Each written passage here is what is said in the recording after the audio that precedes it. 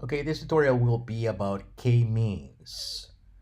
But let me fix a mistake in the program about k-means. So let's go to tutorials.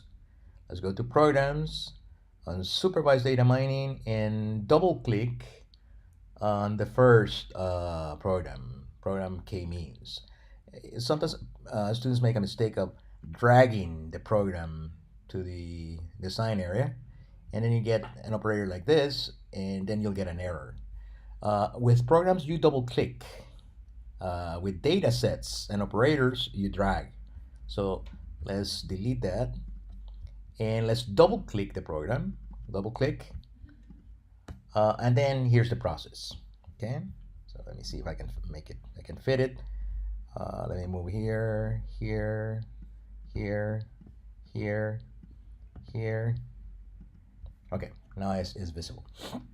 The mistake I wanted to fix is this. Uh, this data set is not in the tutorials. It's not in the data folder of the tutorials. So we're gonna delete it. And then instead of that data set, we're gonna use the iris data set. Drag it,